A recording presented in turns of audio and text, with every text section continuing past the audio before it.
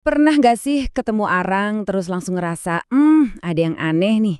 Atau sebaliknya, lihat sesuatu dan dalam sekejap yakin banget, ini benar. Nah, itu dia, dunia tersembunyi yang terjadi cuma dalam sekejap mata.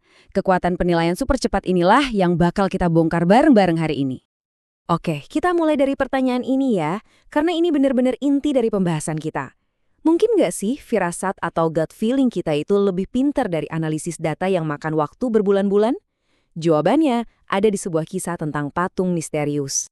Jadi ceritanya gini, tahun 1983 Museum Getty di California ditawarin patung Yunani kuno yang kondisinya tuh hampir sempurna, namanya Kuros. Harganya, gila, hampir 10 juta dolar. Secara ilmiah, semua bukti nunjukin patung ini asli. Tapi, buat para ahli seni, ada sesuatu yang terasa salah banget. Coba deh bayangin, para pakar seni paling top di dunia ngeliatin patung itu untuk pertama kalinya. Dan reaksi mereka kompak dan instan. Bukan karena baca buku tebel-tebel, tapi dari sebuah perasaan yang nyelekit di dalam hati. Salah satunya, Angelos Delivorias, bilang dia ngerasain semacam penolakan intuitif. Ada yang aneh pokoknya, ganjil. Nah, disinilah konfliknya mulai seru. Di satu kubu kita punya para ahli dengan gut feeling sesaat mereka. Di kubu lain, ada Museum Getty yang udah ngabisin 14 bulan buat riset ilmiah dan hukum. Dan kesimpulannya, patung itu asli. Jadi, siapa yang benar nih? Firasat atau fakta? Dan pemenangnya adalah, ternyata, intuisi. Menang telak kok, penilaian kilat para ahli itu berhasil ngalahin analisis ilmiah yang makan waktu 14 bulan. Akhirnya terbukti kalau patung itu palsu. Ternyata itu pemalsuan modern yang pinter banget, lengkap dengan dokumen palsu dan gaya seni yang campur aduk aneh dari berbagai zaman. Terus, gimana caranya para ahli itu bisa tahu ya? Ini bukan sulap, bukan sihir. Ada loh penjelasan ilmiahnya. Ternyata di dalam pikiran kita ada semacam kekuatan super tersembunyi yang namanya thin slicing. Penasaran kan cara kerjanya gimana? Yuk kita bedah. Ada satu eksperimen keren yang nunjukin gimana pikiran bawah sadar kita bekerja. Coba bayangin Anda lagi main kartu. Baru ngambil 10 kartu, pikiran sadar Anda mungkin masih blank. Tapi, telapak tangan Anda udah mulai keringetan pas nyentuh tumpukan kartu yang jelek. Lanjut ke 50 kartu, Anda mulai punya firasat. Kayaknya tumpukan merah ini jelek deh. Nah, baru setelah 80 kartu, Anda bisa dengan sadar jelasin kenapa tumpukan itu jelek. Gila kan? Tubuh dan intuisi kita udah tahu jauh lebih dulu. Nah, kemampuan luar biasa ini ternyata ada namanya, thin slicing. Simpelnya, ini adalah kemampuan pikiran bawah sadar kita buat nemuin pola dari cuplikan-cuplikan pengalaman yang super singkat. Inilah kekuatan super yang dipakai para ahli seni waktu ngeliat patung Kuros tadi.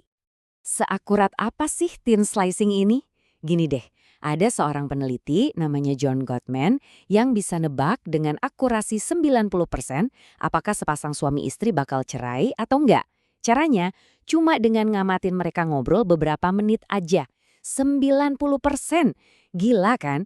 Dia nggak perlu tahu sejarah hubungan mereka dari A sampai Z. Cukup nangkep pola interaksi mereka sekilas aja. Tapi, tunggu dulu. Ternyata kekuatan super ini juga punya sisi gelap yang bahaya banget. Kalau kita salah thin slicing informasi atau pas bias bawah sadar kita yang ngambil alih, wah, hasilnya bisa jadi bencana. Contoh paling klasiknya ya kisah Warren Harding. Dia ini bisa kepilih jadi presiden Amerika Serikat bukan karena dia jago atau pintar, tapi karena penampilannya. Dia tinggi, ganteng, dan pokoknya kelihatan presiden banget. Insting orang-orang jadi ketipu sama bungkusnya doang. Nah, kesalahan kayak gini, ini kita sebut kesalahan Warren Harding. Ini terjadi waktu kita bikin penilaian kilat berdasarkan stereotip yang dangkal banget. Jadi di alam bawah sadar kita tuh udah ada cetakan soal pemimpin atau orang kompeten itu harusnya kayak gimana. Dan kita jadi salah nilai orang cuma karena ngelihat seberapa pas mereka sama cetakan itu. Dan jangan salah, kesalahan ini benar-benar terjadi di dunia nyata loh. Lihat aja data ini. Populasi pria di Amerika yang tingginya di atas 182 cm itu cuma sekitar 14,5%. Tapi coba tebak berapa persen CEO di perusahaan Fortune 500 yang tingginya segitu? Jawabannya 58%. Jomplang banget kan? Ini bukti kalau secara nggak sadar otak kita bikin penilaian cepat. Orang tinggi sama dengan pemimpin. Oke, sekarang kita naikin lagi levelnya. Gimana jadinya kalau thin slicing ini gagal total di situasi yang genting, situasi hidup atau mati, di bawah tekanan yang luar biasa? Kasus Amadou Diallo ini jadi contoh yang tragis banget. Cuma dalam hitungan detik, polisi bikin serangkaian penilaian kilat yang semuanya salah. Di bawah tekanan, mereka ngelihat seorang imigran yang nggak bersenjata, tapi pikiran bawah sadar mereka langsung teriak, "Bahaya!" Menurut psikolog, ini namanya kebutaan pikiran atau bisa juga disebut autisme sementara. Jadi, pas detak jantung kita ngebut karena stres, kemampuan kita buat baca ekspresi muka dan situasi sosial itu langsung anjlok. Kita jadi berhenti membaca orang lain dan malah bereaksi kaku berdasarkan stereotip. Dalam kondisi kayak gini, dompet pun bisa kelihatan kayak pistol.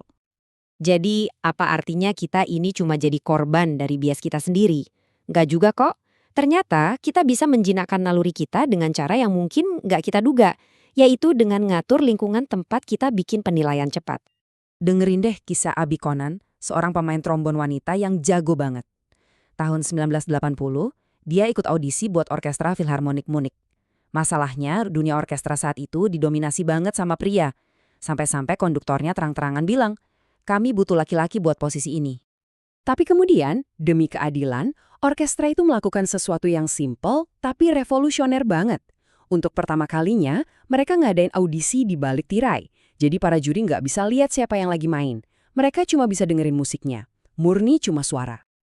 Dan apa yang terjadi? Tanpa ada bias visual yang ngeganggu, telinga para juri jadi benar-benar terbuka. Yang ngongong cuma bakat murni.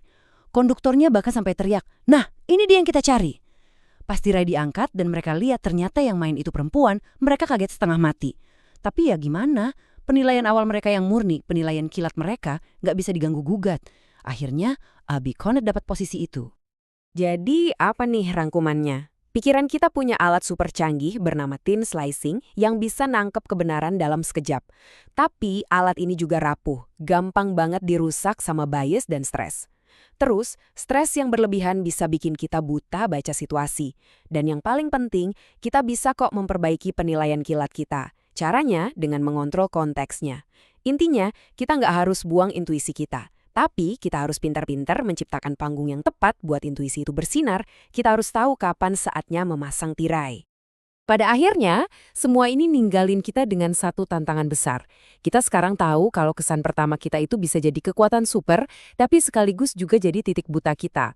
Pertanyaannya, gimana caranya kita belajar untuk percaya sama yang satu, sambil tetap waspada sama yang satunya lagi? Nah, itu dia pertanyaan besar yang tersisa dari kekuatan berpikir dalam sekejap mata.